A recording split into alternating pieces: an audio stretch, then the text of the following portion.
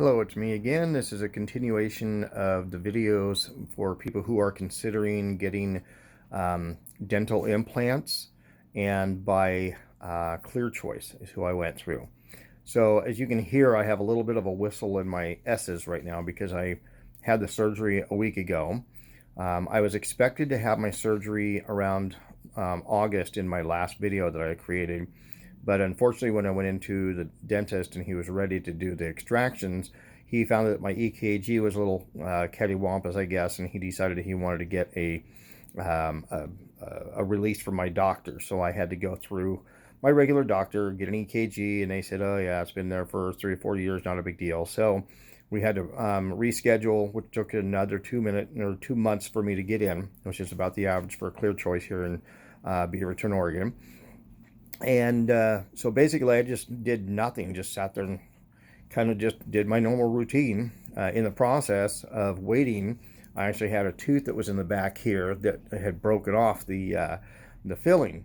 And so I thought, well, the hell with that. I don't need to get it fixed because I'm going to get my teeth redone. So basically, it was kind of funny because when I was waiting in that 2 months period, I actually had a phone call from Kaiser, who we usually go through for our dental.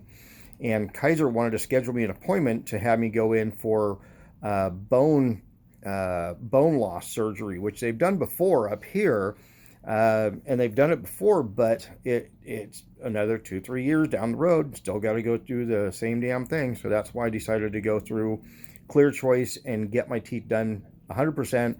I'm tired of going through Kaiser. I don't know whether I've explained it into another video, but it seemed like every 3 months they required me to go in for a cleaning, which of course costs not only my copay, but also they make money from the insurance companies because that way they can bill accordingly, okay, for every time you go in. So I'd go in for a cleaning, they say what the value is of the service, and oh, by the way, you need a filling, so we'll schedule again for another couple of months down the road, and we'll get that taken care of. And then, oh, you need bone loss surgery, so you're going to do that. So every time I would go in, every 3 months for a cleaning, they would happen to find some more stuff that they needed to get done, which of course they never really fixed to begin with in the first place. It was only that they patched stuff, and that's when I realized that the medical field for the dental, they only tend to patch your teeth. If you came in with perfect teeth, they will keep your perfect teeth. If you come in with messed up teeth because how your family is, our background history was that we're from England, so of course everybody has a really bad rap when it comes to people from England, and so our teeth are all very soft and they just don't last, and so because of that situation, most of my family, we all have the same problem. I just decided that I needed to get this taken care of. Okay, so I finally went in for my surgery. That was October 11th on a Monday at 7 a.m. And they take the very extreme cases first thing in the morning on a Monday, and the least amount of stuff that you need is usually done by Wednesday, like if you have one extraction or something like that. So anyway, after that, after the surgery, I guess it took about 4 hours to do. And during the process of that, I was not even awake. The only thing I could remember is that the dentist came in and he said, we're ready to go. We shook hands. Have a nice day. Next thing I know is I hear somebody in the background telling me that, or not telling me, but saying, hey, we're done. Let's go ahead and put in a lower plate. And all I can remember is when they were talking and there was nobody around. I didn't see anybody. My eyes weren't open, but I took my tongue and I rolled it around my mouth, and I could feel the stitches and stuff like that. And I could feel these barbs that stuck up, in my gum line area, not realizing that those were actually the studs that are for the implants. Those are the physical implants. So I touched them with my tongue, and I'm thinking mentally to myself, halfway comatose, that, hey, these are weird. What did they mess up? I got these little stubs sticking out. What am I supposed to do with those? And then I just passed out, and about 20 minutes later, I woke up into my room. Well, I can feel, and they don't explain this when it comes to doing the surgery. They only just say, hey, guess what? We've done the surgery. Best thing I've ever done, but they never tell about the process of what it goes through. So they extracted the remainder of my teeth, which was 24 of them total. After looking at them, because I actually asked for my teeth back, and after looking at them, I was really, really kind of upset about how Kaiser was still trying to get these things going. There was only 3 teeth that was worth anything. The other ones were all so messed up They were mainly filling caps and just, they were a mess. Trust me, they were a mess. I won't even show them on here. They're kind of grotesque when you're actually showing them. But with all the fillings that they've done over the years and all of every dental work they've done, I'm really surprised they just kept beating a dead horse. It's like instead of fixing something, they just said, here, we'll just keep patching it. Put some Bondo on it or something like that. Chicken wire and baling wire, whatever you call it. Scotch tape or whatever. Anyway, so I get done with the surgery. I go into the waiting room where my wife is at. She's waiting there because she would have to have somebody there to pick you up who is family member, just in case you happen to have a stroke or something happens on the way home or something like that. They got to have a family member. So we sat in the waiting room for about 3-4 hours to make sure that I was okay. Everything's were whatever. And I remember that on my way to the room, I had to go to the restroom. So my wife walked me into the restroom. She helped me go to the restroom. When I got done, I was so lightheaded and dizzy and nauseous that I just got to lay down because I didn't want to sit in the little chairs that they have in the waiting room. And I just laid down on my back. And the lady goes, oh, no, you can't do that. You can't lay down on your back. You have to be sitting upwards because there's so much trauma that comes into your mouth on the surgery that your gums start to swell. So what they do is they extract all of your teeth. They sew them up so you now have nothing there. And then they have the implants that are in there before they do the sewing. So you got these implants. Then they take these mouthpieces and they put them in the screws and they really push them up and down with the screws. They're solid. They're not going nowhere. I mean, I felt like my jaw, my upper and lower jaws were pretty much unremovable. You never notice how much your facial structure, your skull actually moves around and your jaw moves around until you actually have these in here. They're locked in. I mean, they are a lot of pressure. So you have swelling from the surgery and you have the stitches and everything else, and these things are shoved in there and screwed into place, and it's really, really harsh.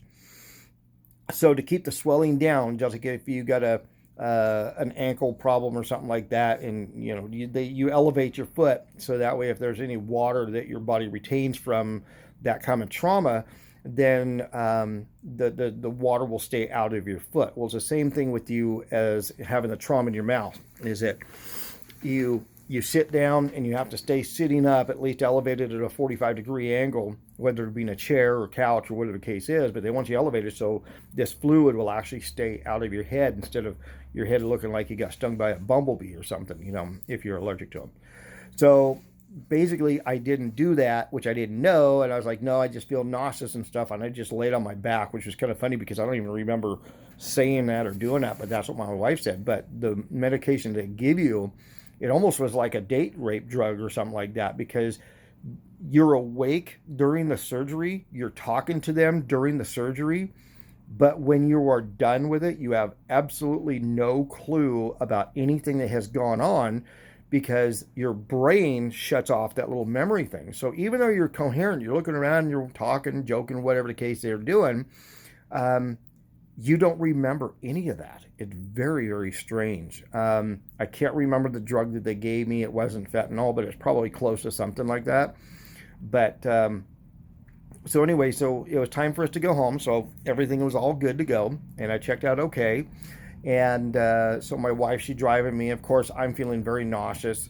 And she doesn't drive hardly at all. I mean, she's got a 6-year-old car that maybe has 40,000 miles onto it. I've driven 39,950 miles of that in the 6 years we've had the car, or 6 years we've had the car. And so she doesn't drive at all, maybe 2 miles a year in this car. So she's scared as hell. And we're on the freeway. Everything's all good to go. We're driving straight to our destination. Then she's like, oh my gosh, the freeway at this certain point is going to be very busy. So she decides to take a side road, which is kind of like a main road going through town. And here in Portland, it's a highway, but it's technically in residential and business areas. So it's about a 4 or 5 mile long straight stretch, but it's stop and go, stop and go, stop and go, and weaving in and out of traffic and everything. Even though you're going straight 5 miles, there's absolutely no turns. But the way how the traffic is, it just sucks all the time. So I'm getting really sick to my stomach with all this stopping and going. And I'm hanging my head pretty much out the window, panting like a dog. And so we finally get home.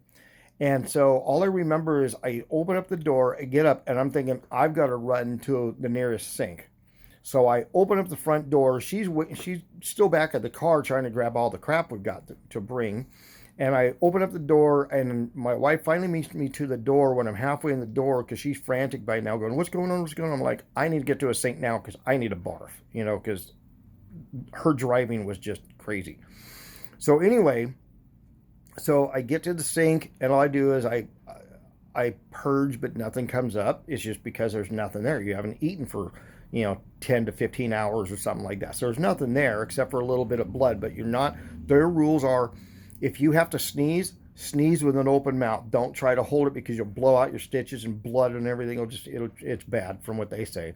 Same thing with a cough. Same thing if you have to throw up. Whatever you do, do not create a lot of pressure build up into your mouth.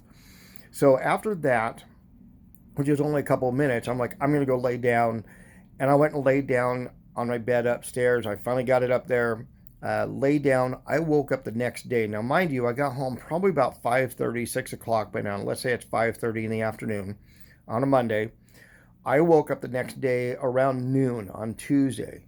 And I was a little bit hungry, but I really wasn't. Okay. But I was still exhausted, sore. I mean, the pressure that you wouldn't believe on these plates pushing on your gums with the stitches. So imagine this, you've got a hole that's cut. After you rip the teeth out, you stitch these things up. Then you put these plates over the stitches, and the pressure is just crazy.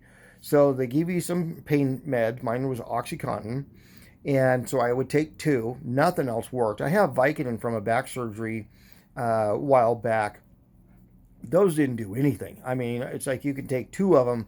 If I took a half of one when I was normal, the things made me loopy and made me nauseous. If I took two of those things, didn't do a damn thing. Didn't hurt. Didn't do nothing. I could still feel every single bit. The pressure of both pieces just screwed into your skull is just crazy. And so I decided to take two of the OxyContins. Pain went away, and I was able to go back to sleep. And I think I drank maybe a half a glass of milk or something like that. So I woke up later in the afternoon, 6 or 7 o'clock in the afternoon. By now I'm hungry. Can't find really anything to eat, but they want you to eat something cold. So I just had a bowl of ice cream.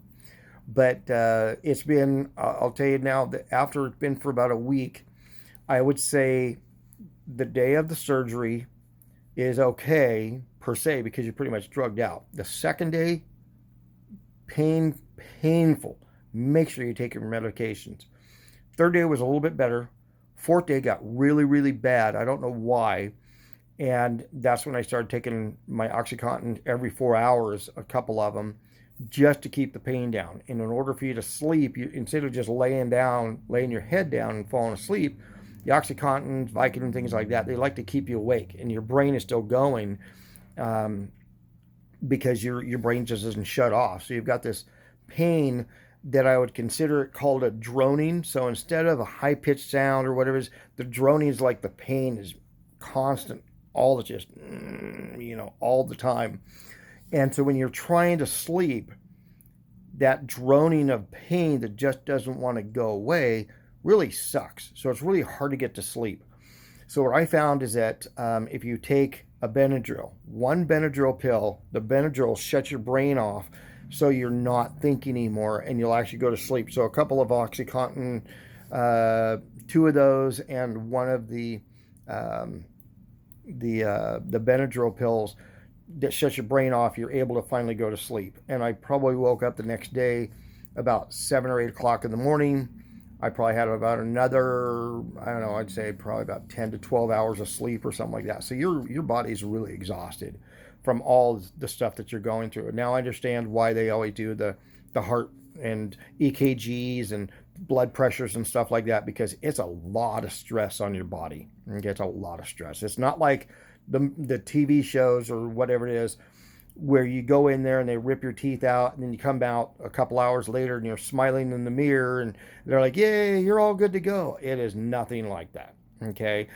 If they probably did do that, it's like you finally came out of your comatose state They handed you a mirror, and then you went, yay, and then 2 seconds later you're blacked out because your medication's still going on and you have no idea what you're doing.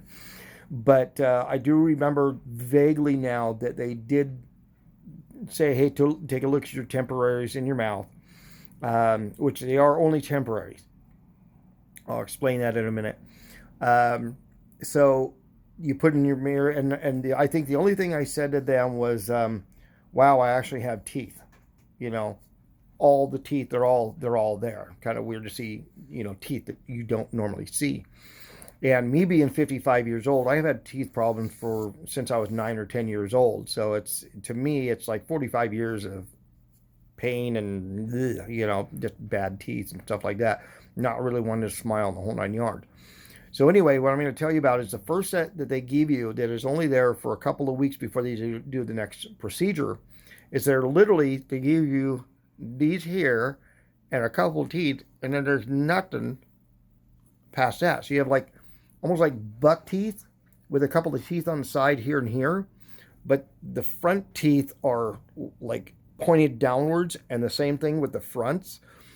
And when you get to the teeth on the front, they immediately go down in front, and then they have a sloping, and that's why I'm kind of whistling when I talk, because it's like there's a portion that's covering the stitches big time. And it's the same thing with the top and the bottom. So you have these real tall ridges that are in the upper and bottom part of the roof and the bottom of your mouth that are in the way. So it's not like you can have your tongue just touch either way. And the only reason why I gave you these here is because they don't want you to chew. They don't want you to chew on your molars, because there really is no implants back here. All the implants they're here, which are angled, and then the other ones in the back are straight up, but those are literally about right into here. So right where your mouth is the outside ones, and you have the other ones that are here going in either direction. And like I said, these screws are pulling your skull in each direction, so it's a lot of pressure that you're like, damn, this thing sucks. Well, it's been 8 days now, so today is Tuesday, the 19th. I believe it's the 19th. So it's been a week and a day. Today, like I said, is Tuesday. And now I'm actually able to smile a little bit more. So it's not that your gums are numb. It's just that your lips have to readjust to what you have in your mouth. And they are temporary. So in another week, on a week from today, I'm supposed to go in. They will remove these temporaries, and they will take all the stitches out.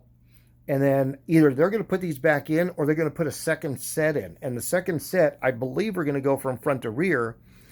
Those are going to be in there for a period of, I believe it's supposed to be like 9 months or something like that. I'm not sure. I know there's supposed to be 3 sets. So I'm thinking the first set is supposed to be for 3 months, which are these. I'm assuming they're 3 months. Then they put in a second set, and then they put in a third set. The third set are your forever teeth that you'll never have to play with ever again. Okay, and if you're trying to find out the feeling of them, yeah, there is no feeling in these teeth, but you do know from what your teeth were beforehand about how much to open and close your mouth and not hitting them and stuff like that. So they're pretty much the same. But what I like about them is that, like the bottom teeth here, the reason why the guy is so well known for doing them in Beaverton is, I guess he's such a professional that he doesn't make your teeth look fake. Because they asked me, what color do you want your teeth? What shading? You can have it look like, the Kardashians, which damn well they don't have their real teeth in. If they do, they are so whitened or they've got caps over them. Because if you really took all their makeup off and took their teeth caps and everything off, they look like a bunch of homeless hags, okay? So they have to make themselves look way better than what they really are, because they're phoning. We all know they're phoning, okay? Any high actor or actresses in that situation, they are just phoning. Everything about them are phony. I would really hate to have one as a girlfriend or a wife, because if they take that crap off in front of you at night, you'd be screaming bloody murder. Get me out of this place. Anyway, so they asked about the shading. And then what they do is they make your teeth they don't make them look absolutely perfect. So when I looked at the bottom teeth that are in here, they are actually not straight up and down. Some of them are curved a little bit, some of them are angled a little bit, so they don't look like real teeth. And then I started kind of really looking at them, and they only have, like, if you look at the teeth, they have a top layer and a little slit at the top, and then they go across in another slit and so on. But they look like they have lines all the way down to the gums. It's really incredible. And so you literally do not ever have to use dental floss ever again. Okay? You could use a regular toothbrush and just clean the tops and sides. They will never stain. They will never get crap in between them, like spinach or meat, how you're always picking and stuff like that. There's nothing that will get stuck into them. It's going to be really, really incredible when these things are all done, which now that I've been doing this for 11 days, um, it's going to be, or 8 days, it's going to be really incredible when the whole thing is done, which they tell me it takes 9 months before you get your total last teeth in. I know that I think I'm supposed to wear these for 3 months, and then after 3 months, they put in another set. So I think it's you get the surgery, 2 weeks later they take them off, take the stitches out, put these back in. Then after 3 months of your jaw and everything finally healed, because you're now in the I can't remember the anchors that are in here. They're fully into your brain or in your skull, and it takes about 6 to 8 weeks for your bones to heal. Well, after 3 months, they're like, okay, everything's all good to go, and it shouldn't hurt anything by then easily. And then after 3 months, they take these out, put another set in, and they ask you in those 3 months until you get your last set in the following 9 months. You let them know if there's anything that they need to change, if there's a tooth that needs to be adjusted or this or that or da da da, and they'll modify the final set. And that way, when you put in your final set in 9 months from the beginning of the original surgery, then you're done. And they will be fit, they'll fit perfectly, but the second set are made for you to relearn how to talk. Because, like you said, my tongue is not in the right place where it's supposed to be. So for 3 months, I'm going to be like this, kind of whistling a little bit. And plus, I can feel that my teeth are more forward up front. Even my wife has told me that my face doesn't look 100% of what it used to be. She can tell my eyes and stuff like that, but she's not used to having this area up here protruding out. And you do lose a little bit of your facial look, so to speak. And then I guess in the last 6 months, you get to relearn how to chew by using molars in the back. You get to relearn how to talk, things like that. And then after your final set are put in, you should be good to go and you should never have any problems. So we'll see what that happened. But I know this is a little drag on or whatever it is, but it's a very informative thing that if you do happen to want to get dental implants or dental implants by ClearChoice, at least you know what your situation is and what it involves, because there's nothing out there that really tells you how or what it's like. I looked on myself, and all it is people are advertisements out there. Hey, I went in there for ClearChoice and I got my teeth done and they came out just absolutely perfect. Well, they didn't at first, because these are temporaries. Okay, so it is a little bit of a process, and I understand why it costs so much money. You're kind of a guinea pig to your own self because you have no idea what you're going to be going through. But if they do give you painkillers, make sure you get another refill, because you will need to use those. Okay, I did get a refill because at night I only take one and I go to sleep comfortably. So I take one of my painkillers with one of those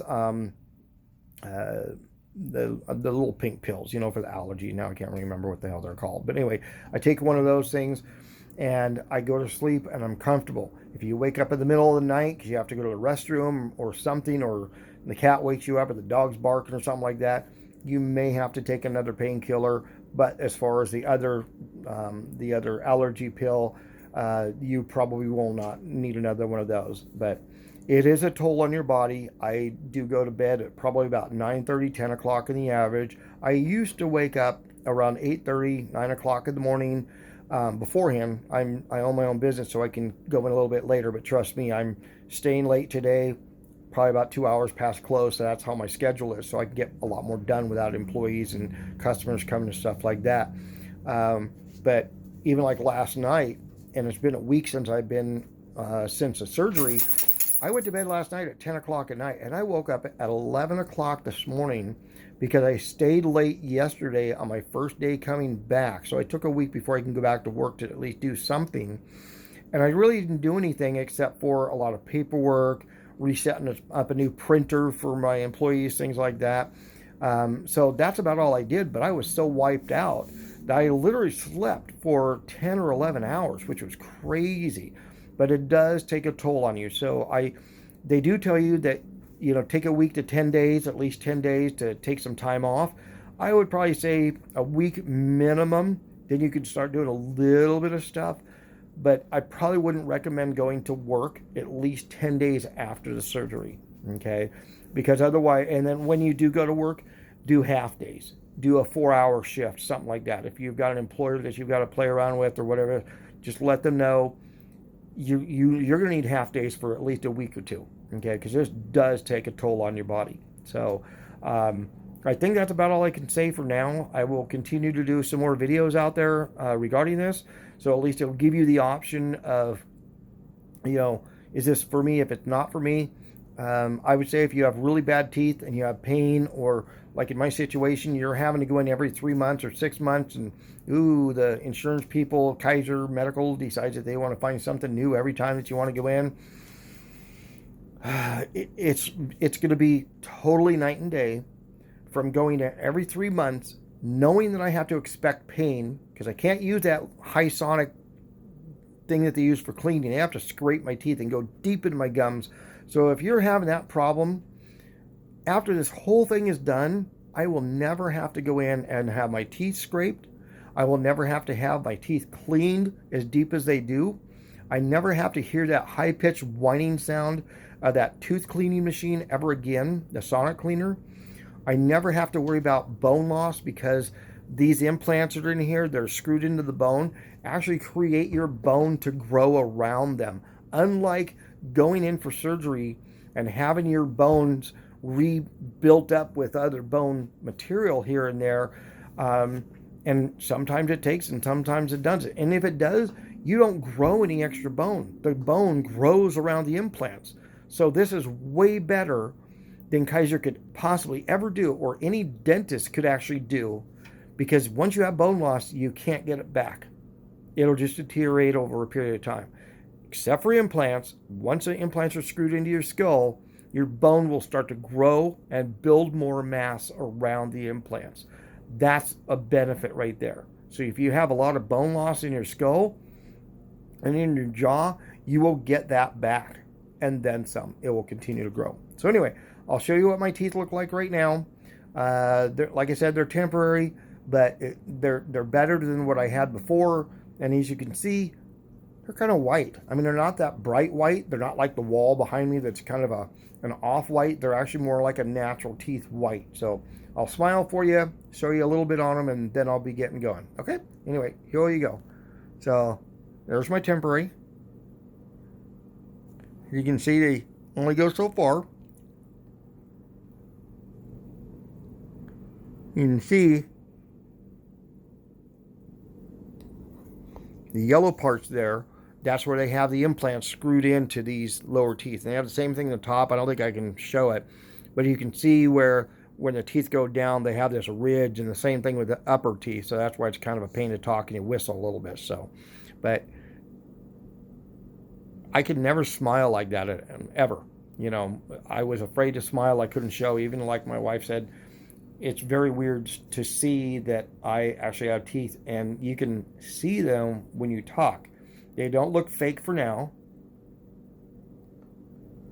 Okay. I would probably say because my upper lip is a little bit more pronounced, it's sticking out a little bit. And that's probably why it looks a little funny right now, that they kind of do look a little bit like fake teeth up front.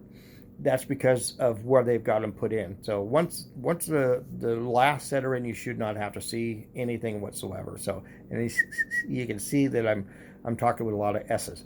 Anyway, if there's any question or anything, I will leave the questions out there available so you can ask away, and I'll try and answer if I can, and hopefully I can answer you sooner than later. Okay. Anyway, thank you again for watching this video. Hopefully this will make it a little bit more easier for you. Maybe have some questions for me or something like that. But anything I can do to help you make an answer, just ask away. And thank you guys very much. All right. Bye-bye.